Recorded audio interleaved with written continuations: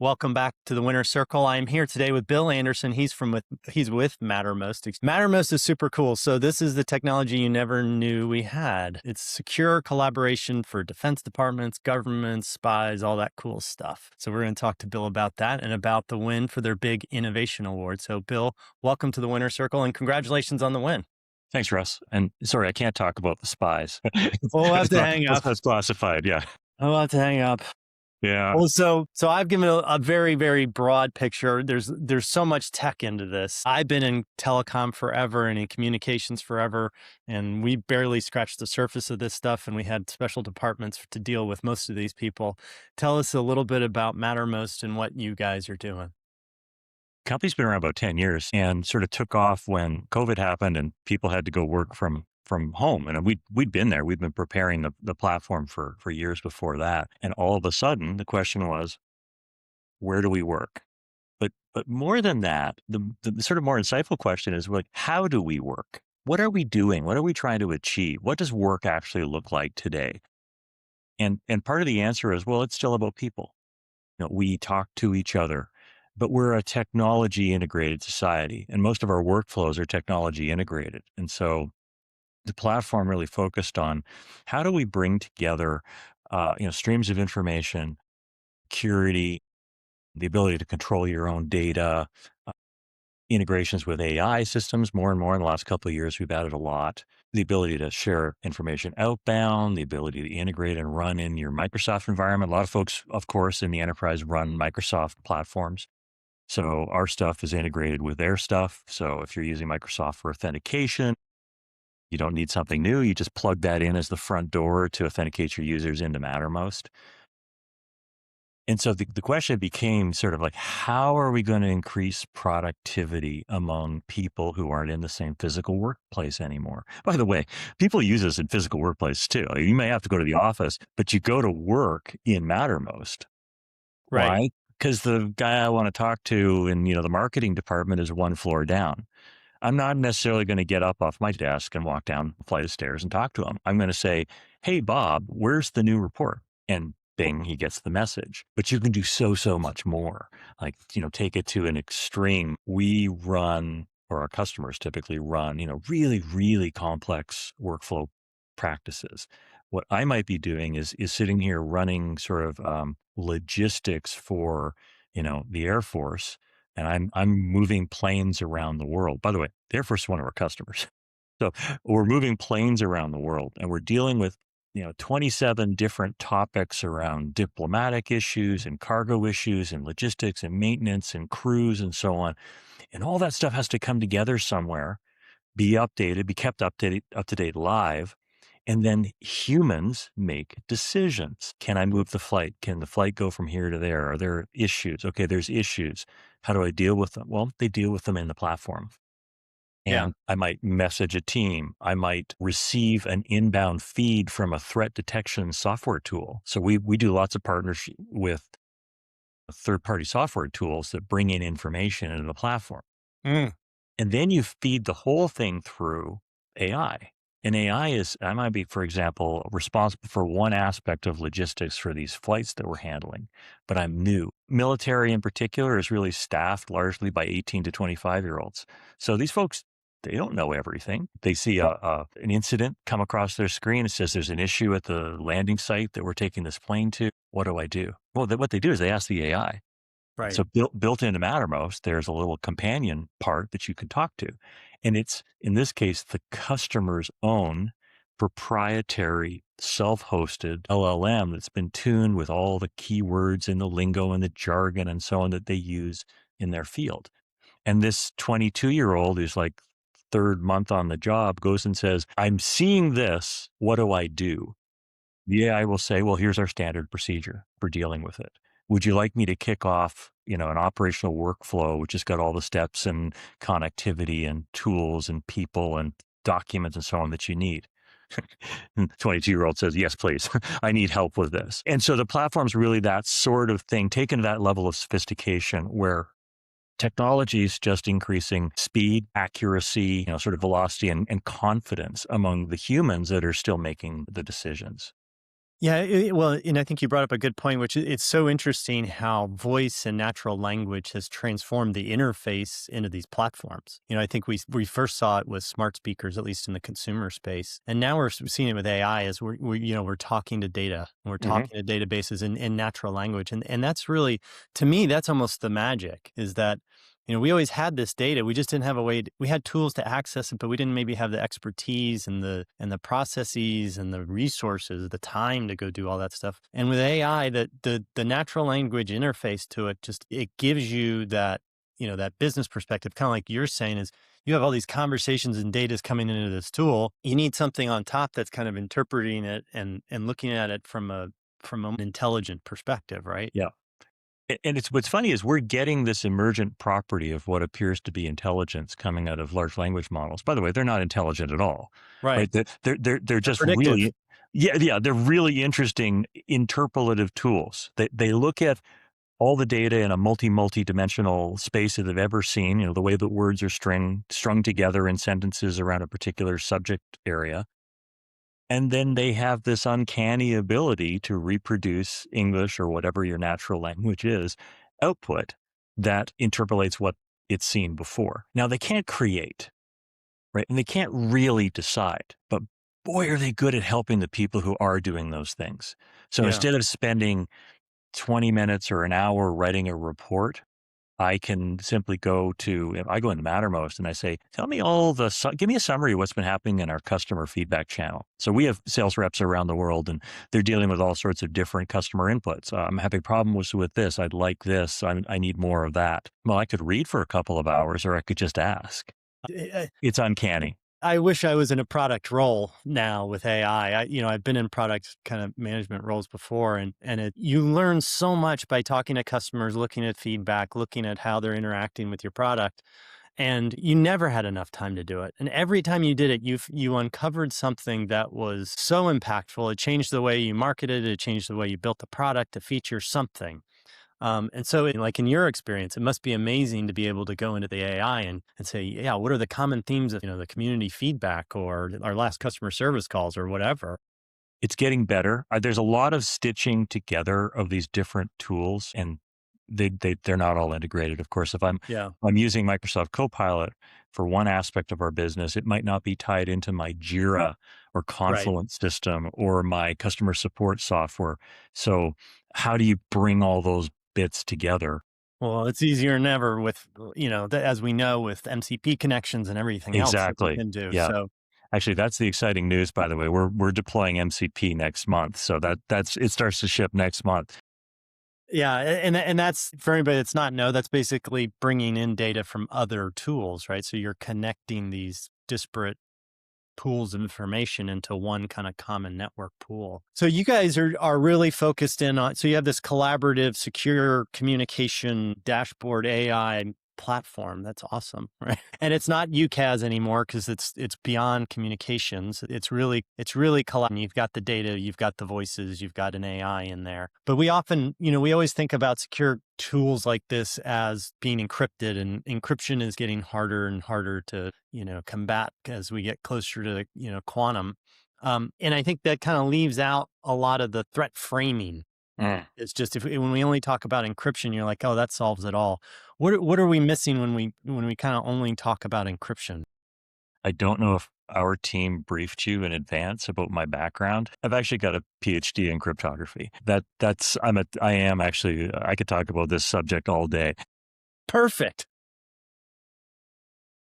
So, yeah, security. I mean, it's not about encryption is an element of Right. security. Authentication and integrity are also elements of security. And you can never actually deploy a secure system. There's almost nothing that is perfectly secure. In fact, even if you give me a theoretically secure system, I can probably still break it. Why? Because I'll cheat. I'll modify the compiler that you're using somehow, theoretically, modify the compiler that you're using to compile in a backdoor that you'll never see. Right. That's if you so if you have to understand the adversaries and have a model for how motivated and what tools and what skill set they're going to apply to breaking your system. And so when our customers, which are among the most secure in the world because they face kind of the highest adversaries. I didn't mention, but our customers are large enterprises, banks, manufacturers, large technology companies, but in particular, the defense, intelligence, secure community. So governments are our customers, among others. And what we look at is what can the adversary do? What are they likely to do? And then design around that. Mm-hmm.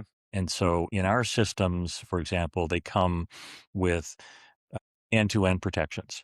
So anytime messaging goes out from the servers to the clients, it's always done over a secure pipe. And there's an end-to-end encryption mode coming as well for those. There's a narrow set of cases where you don't even trust your own system administrators. And so for them, we've got a special feature. There are cases where Private key or it's actually based on IETF's MLS protocol, which is it's like the Signal protocol, which is very, very good, except it's taken in a more standardized direction. So you'll start to see a lot more IETF MLS based systems rolling out over the next year.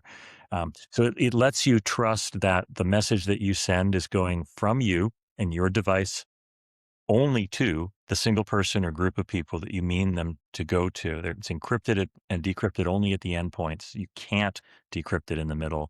And so even though it might pass through your Mattermost server, the system administrators can't do anything with the data. It's an encrypted blob when it gets there with a little bit of metadata around it to ensure that it can be addressed and managed properly. But the question is like, what are the threats? Well, if I'm more, and so we sort of help our customers think through that. Not only is they're smarter than we are, they're definitely smarter than we are at understanding their threats and understanding security. Imagine who they are. it's their job. It's their job. But at the same time, we're able to show what's possible. So sometimes the idea is, I've been using an old system and I think it's only capable of the following things. Well, one of the big emerging requirements, particularly in the US government DoD space, has been applying zero trust security around information that they send around.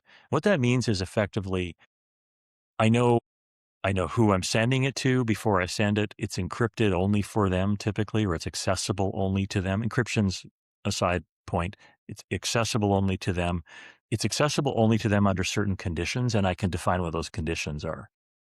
Well, anybody who's using legacy collaboration software can't do that.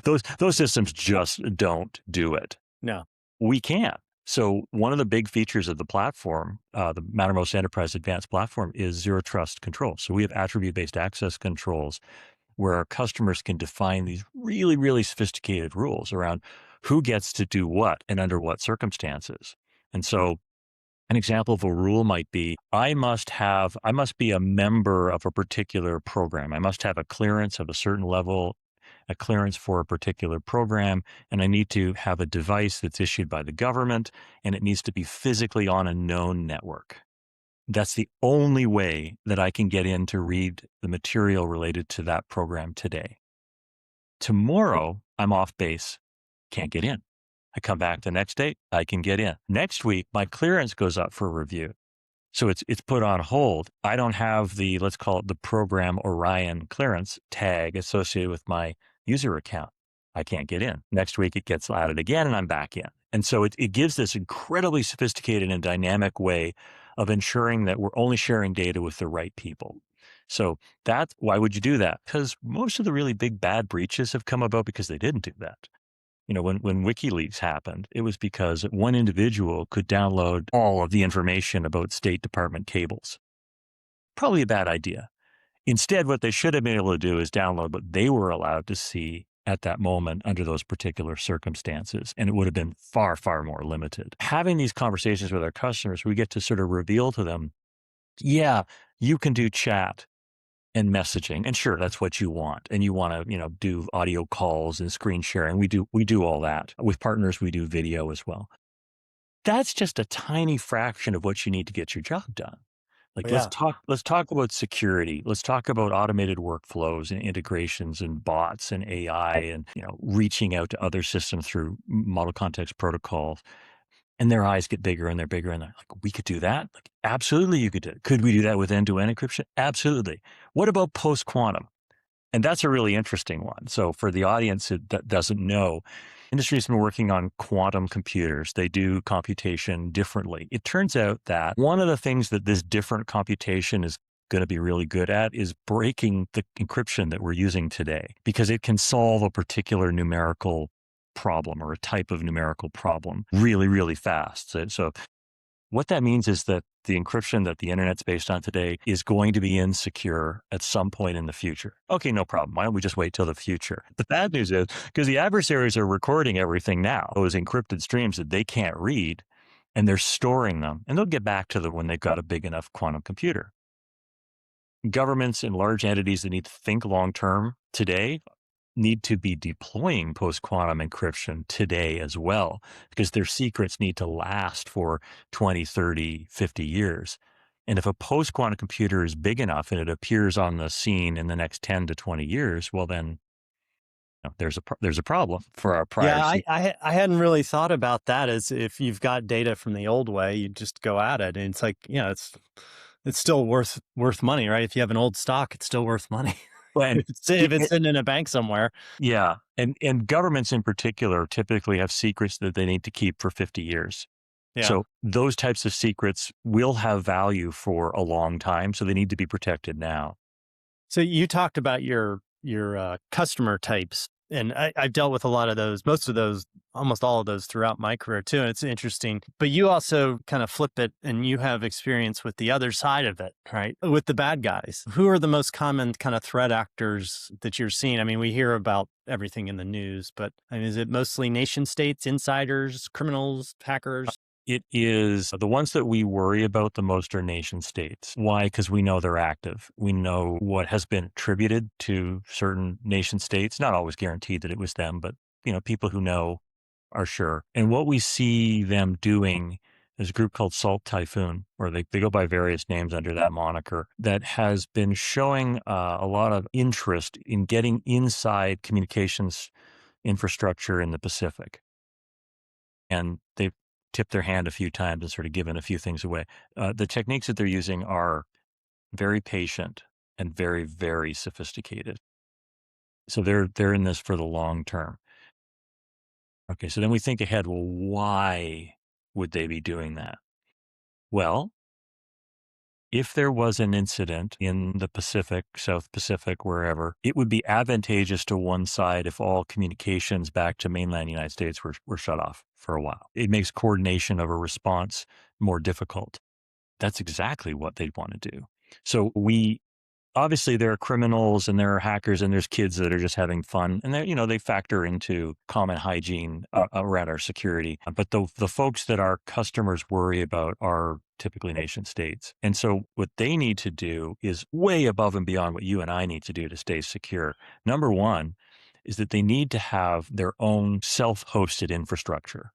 You can't put this stuff up in the commercial cloud because there are too many moving pieces to keep it secure. And frankly, you can't even necessarily have it in a self-hosted private cloud. You got to go down the layers all the way down to layer 0, right? You need most of these guys have their own infrastructure, right? They have their own fiber lines and their own, lasers and everything else down to the core of the network. And the other reason for taking a more sort of active ownership in your infrastructure is that it gives you the ability to intentionally diversify the assets that you're using. It might be fine that we're all like we use or till recently have used Microsoft for everything. It might be fine that our email is coming through an M365 service, but maybe our critical communications shouldn't be. Why? Well, because there's a lot of 0 days available for that big target. Like everybody in the world wants to break into the big target. I need to have an alternate in case the internet goes down, right? So where I could throw up a local 5G bubble and the troops on the ground or the staff, wherever's working, can be working and communicating with the server that's actually nearby. And then when the internet connectivity comes back up, our systems resynchronize automatically with their peers and everything's hunky-dory. So we can have different groups that are geographically distributed, each talking to their own local Mattermost server.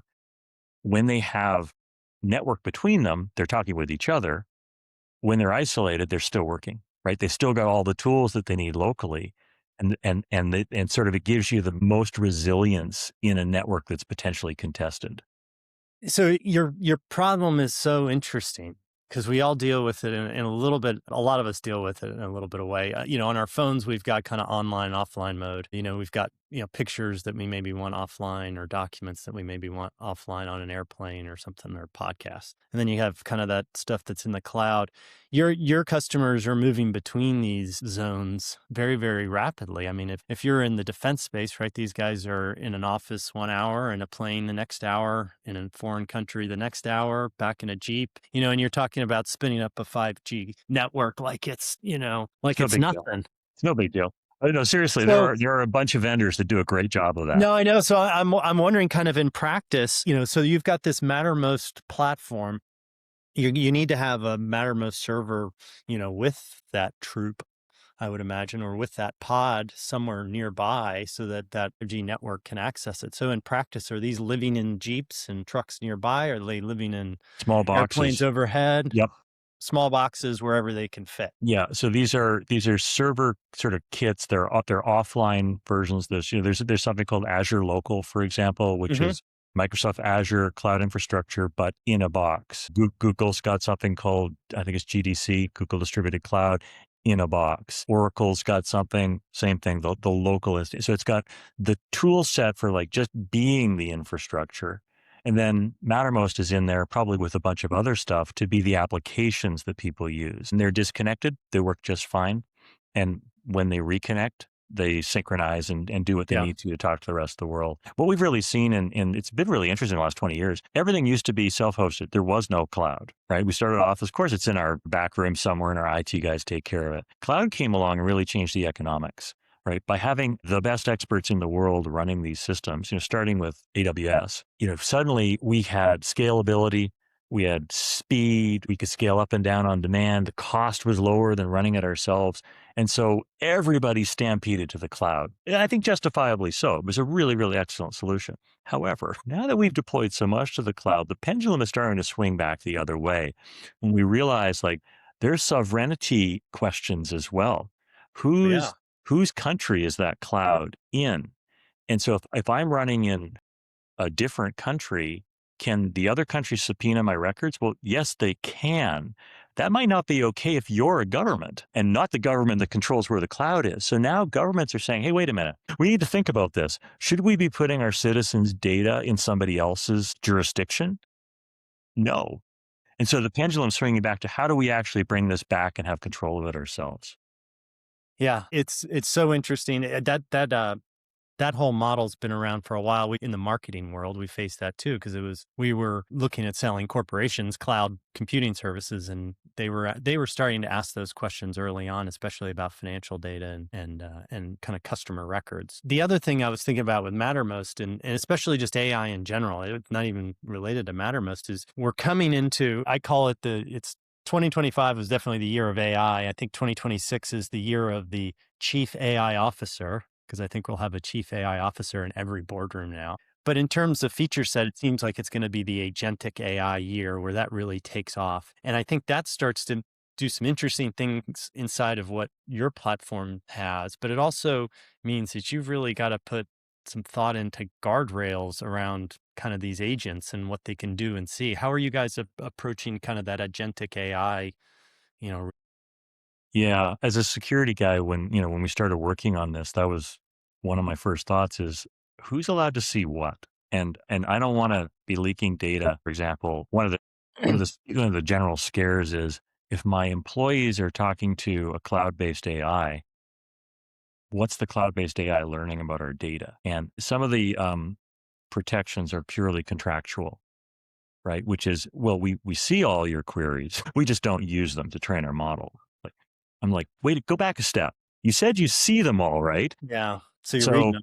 step one might be to say, like, when I'm dealing with something that's actually sensitive, then I need to be asking locally just to a model that I control that's on my own servers. But the second question is it gets much more complicated. So a large system, we might have multiple LLMs plugged into it, and they're specialist LLMs. There would be a generalist that can answer questions about whatever, and then specialist that knows about, flight operations and ground operations and intelligence operations, and they're trained separately. They're actually like literally trained as separate models that know the context and the lingo. And then I have users that are also specialists. Now, we had to put a control framework around this so that you can decide which group of users is allowed to talk to which LLM because they reveal things. If I've trained an LLM on intelligence operations, well, that LLM is going to say things that I would not want to say to the general public. And so we had to actually control that only this group of users is allowed to talk to this LLM. So you've got the sovereignty issue of control, but then you've also got the access control piece within the platform. So we've had to think about that. When we start reaching out to third-party tools, it gets even more complicated. Mm-hmm. And so there's basically an attribute-based control framework around that of deciding under which conditions are people allowed to talk to these other systems. Just like our own attribute-based controls for zero trust for channels, the same thing applies to other assets. Like we think of assets in the platform as being, workflows, integrations and data streams, and then LLMs because they're sources of information. Yeah. Well, now you've got 10 years under your belt here at Mattermost and a PhD in encryption, which is fun. So as our security guru of the day, especially, if you could kind of go in and talk to every kind of security team out there, business owner out there, what would you tell them about kind of the landscape and collaboration tools and kind of how to keep their data secure? What are the kind of 5 tips or a few tips that are going to really transform how they act to make sure they're secure? Yeah, I always start because I've been in the industry a long time. You start from you have to be trustworthy. So ask the customer what's their business, what are they trying to achieve, what's the goal, and then ask them what their threats are. And if they haven't thought about that, then we help them to think through the threat model. So I'll give you an example of a customer that we have. So we have a customer that does humanitarian or facilitates humanitarian rescue in the Mediterranean. And when they talk to us about their risk and threat profile, they have people on the ground who are not wanted by the local governments, and they're under physical threat from local governments. And so they needed a system where the people who are using the mobile clients are, in this case, they're Mattermost mobile clients on their phone, were protected against their identities being disclosed when we knew that those governments were actually trying to hack the Mattermost servers that were up in another European country. So they had evidence that they were trying to break into the servers. We had to help them sort of think through the model of how do I keep my people safe on the ground while still being capable of doing communication and collaboration, right? So for them, we had an answer. For certain customers, you don't want to oversell them either. I mean, so if the customer says, look, actually, it turns out we're a really lightweight user, we just do chat. My answer would be, if you just do chat, first of all, are you worrying about threats? Not really. Fine. Use the basic system and turn on the TLS encryption protection. Right. You're probably fine with that. Do you trust your sysadmins? Yeah, we do, except for maybe one guy. Okay. So so now you got a personnel issue to think about because you got to trust your sysadmins. And if you don't, then you need to apply different practices. So we sort of help them to build up an understanding. And as I said, a lot of our government customers are way more sophisticated than we are. But just understand the threats and then apply just enough. It probably like enough and then a little bit more protections to make sure that you're robust against what's going to happen to you over the next couple of years. Where we're really focused, though, is not in the traditional sort of, I'd call it the commodity chat end of the swimming pool. There's lots of solutions out there. If you just want to do chat, like do Signal. Signal's a great product, right? It's got no enterprise control, and the US DoD Secretary of Defense might have made a mistake by inviting the wrong person to an important chat. So maybe it's not the greatest thing for DoD to be using, but it's great for individual to individual communications. But if you just want to do chat in your enterprise group and you got a Microsoft license, use Teams. It's great, right? Teams is great for that. However, when you start to try to do more, when you need to actually control who gets access to what, under what conditions. So if you need ABAC, if you need end-to-end encryption, they can't do it. Right? They can't do zero trust. If you want to do integrated LLMs where you host the LLM yourself, they can't do that. So you start to layer up on top of that. If you want to do structured workflows, these things called playbooks, where the organization has a set of steps that they need their teams to follow, and there's ways to invite others and to incorporate integrations in other data streams to make decisions. Then it becomes bigger. Then it's not just about chat. It's the place that we actually go to do our work in Right. the larger context of what work means. Maybe I'm a software development shop. So we've got all these integrations with Jira and other tools to make that piece of the workflow work better. And so you think a little bit bigger and a little bit bigger and realize that where we might want to be in 10 years around what the, ideal, imaginary, perfect workflow would look like, we can get there right now. Just deploy Mattermost and it's already ready for them. That's great because it's not about the tools, it's about getting work done, and you got to have all the points in there to get work done in a tool. And if it's just chat, you're not getting anything done, right? That's what's for dinner. You got to have chat. You absolutely Yes, have you to have got chat. it's a Yeah. part of it. Yeah. I tell people, it's funny that we have iPhones and Android phones, and the phone is the least used app, right? Yeah. And the amount of legacy infrastructure we have around that is crazy too, but I won't go down that rat hole. Bill, this has really been interesting. Congratulations to Mattermost, and congratulations to you in building out this pretty amazing product for all of our friends up in Washington and around the world. All over the place. Yeah. Thanks, Russ. It's been great.